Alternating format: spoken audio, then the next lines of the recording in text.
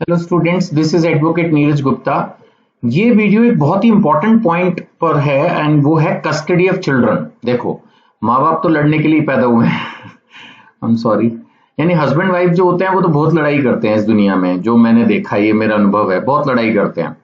अब लड़ाई करके सपोज वाइफ जो है वो नाराज होकर मायके चली गई। अब हस्बैंड जो है उसके ऊपर केस डाल रहा है आरसीआर का, रेस्टिट्यूशन ऑफ कंजुगल राइट, कि तू वापस आ जा। चलो, ये सब कहानियां तो हस्बैंड वाइफ के बीच में हो गई। बच्चों का क्या होगा, वो कौन संभालेगा उस दौरान? ये एक बहुत बड़ा मैटर होता है। ऐसे सपोज उन्होंने डिसाइड कर लिया जुडिशियल सेपरेशन का। अब क्या होगा, बच्चों के पास, बच्चा किसके पास जाएगा, या बच्चे एक से ज्यादा भी हो सकते हैं। या नलिटी ऑफ मैरिज है, भगवान, वो तो बहुत खतरनाक है। माना वॉइड वॉइडेबल मैरिज हो गई, हस्बैंड वाइफ ही नहीं रहे लेकिन बच्चे तो पैदा हो गए। अब उनका क्या होगा? कस्टडी, कितना इंपॉर्टेंट पॉइंट। और फिर डिवोर्स। भाई, हस्बैंड वाइफ के बीच में डिवोर्स होता है ना, बच्चों में थोड़ी डिवोर्स होता है। लेकिन बच्चा जाएगा तो किसी एक के पास ही, क्योंकि हस्बैंड वाइफ में डिवोर्स होगा या इवन नलिटी होगी या इवन जुडिशियल सेपरेशन होगा, और आरसीआर में तो होता ही है। यानी इन दोनों में ही कहीं ना कहीं बिछड़ाव है। मतलब हस्बैंड वाइफ जो कि अब पेरेंट है, मदर फादर, अलग अलग रहते हैं, अलग अलग घरों में, अलग अलग सर्कमस्टेंसेस में भी अलग अलग शहरों में भी अलग अलग देशों में। ओ भगवान! अब ऐसे में उस बच्चे का क्या होगा? तो इसका फैसला करेगी कोर्ट। अब कोर्ट ने यहाँ पर एक नीचे डिसीजन भी बताऊंगा, बहुत अच्छा डिसीजन लिया हुआ है। उन्होंने कहा भाई, फादर और मदर के राइट्स को मैं ध्यान में नहीं रखूंगा, मैं देखूंगा वेलफेयर ऑफ द चाइल्ड। बच्चे का भला किस में होगा, उसके हिसाब से डिसीजन होगा। किसका क्या राइट है क्या नहीं, वो तुम आपस में लड़ते रहो, वो अलग मैटर है। लेकिन यहाँ पर बात हो रही है कस्टडी ऑफ चिल्ड्रन की, उनकी मेंटेनेंस की, और खासकर उनकी एजुकेशन की, which is very important. Fundamental right भी है। एक छोटे बच्चे को तो पढ़ाना ही है 14 तक, सरकार ने बोल दिया, कॉन्स्टिट्यूशन में लिख दिया। तो ऐसे में बच्चे के एजुकेशन के बारे में भी तो कोर्ट सोचेगा ना। तो कस्टडी ऑफ चिल्ड्रन बहुत इंपॉर्टेंट है, बहुत इंपॉर्टेंट है। और वो इस बारे में इंटरिम एंड फाइनल दोनों ऑर्डर पास कर सकते हैं। इंटरिम जब तक केस चल रहा है, वो पीरियड भी तो 1-2 साल का लंबा हो सकता है, तब तक कौन बच्चे संभालेगा, और फाइनली कौन संभालेगा। अब इसमें बच्चे की कस्टडी, मेंटेनेंस, एजुकेशन, सब कुछ आएगा किसी भी तरह की पिटीशन में। माइनर चिल्ड्रन, आमतौर पर देखो कस्टडी तो माइनर चिल्ड्रन की होती है, बड़े तो अपने हिसाब से फिर जैसा चाहेंगे वहां रह ही सकते हैं।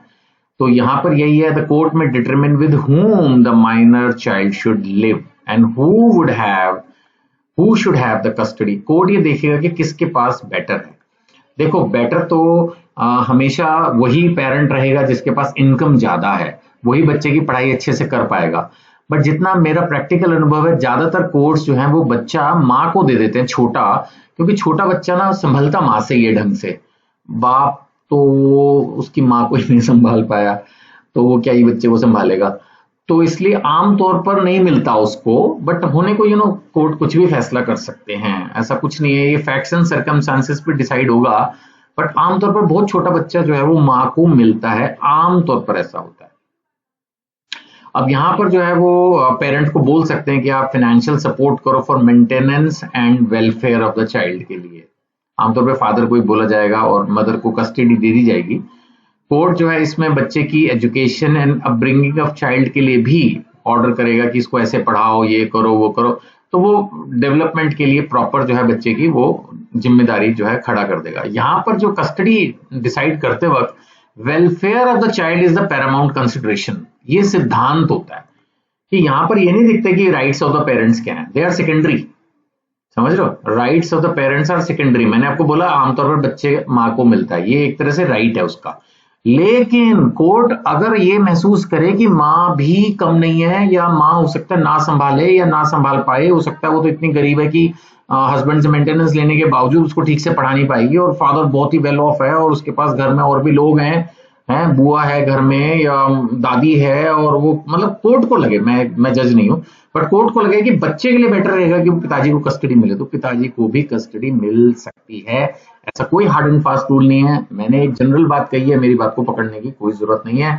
वैसे भी एग्जामिनेशन पॉइंट ऑफ व्यू से तो आपको न्यूट्रल बातें लिखनी है, तो मैं बीच बीच में प्रैक्टिकल लाइफ ऐसे उछेड़ देता हूँ। मॉडिफिकेशन ऑफ ऑर्डर भी बिल्कुल पॉसिबल है। माना एक फैसला एक बार हुआ लेकिन वो सही नहीं बैठ रहा, माना बच्चा जो है वो पिताजी को मिल गया लेकिन पिताजी से नहीं संभल रहा, या माता को मिल गया और माता से नहीं संभल रहा, तो ऑर्डर रिवोक भी हो सकता है, सस्पेंड भी हो सकता है, मॉडिफाई भी हो सकता है।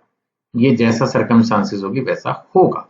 अब यहां पर आप देखिए रोजी जैकब वर्सेस जैकब ए चक्रमक्कल, ये जो केस है ये बड़ा इंपॉर्टेंट केस है, जिसमें ये बात सामने आई, the supreme court held that in custody disputes the welfare of the child is the supreme consideration. ये है मेन पॉइंट। पेरेंट्स के क्या लीगल राइट्स हैं क्या नहीं, इससे किसी को परवाह नहीं, बच्चा इंपॉर्टेंट है, बच्चा, welfare of the child is the supreme consideration. That was decided in the case of रोजी जैकब। अगर आपको सिर्फ आधा रोजी जैकब भी याद रहे तो भी चलेगा, पूरा केस का नाम याद रख सको तो बहुत अच्छा है, ठीक है ना। सो आई होप कि आपको क्लियर हुआ होगा बच्चे की कस्टडी के बारे में। निचोड़ यही है कि कोर्ट बच्चे के वेलफेयर के हिसाब से डिसाइड करेगी कि कौन उसको रखेगा टेम्परेरीली जब तक कोर्ट केस चल रहा है, और परमानेंटली जब कोर्ट का फैसला इस बारे में कंप्लीट हो जाएगा। ठीक है जी। फिर भी कोई डाउट समझो तो इन नंबरों पे व्हाट्सएप कर सकते हो, जिस बुक से पढ़ा रहा हूं उसको खरीदने के लिए भी कनेक्ट कर सकते हो।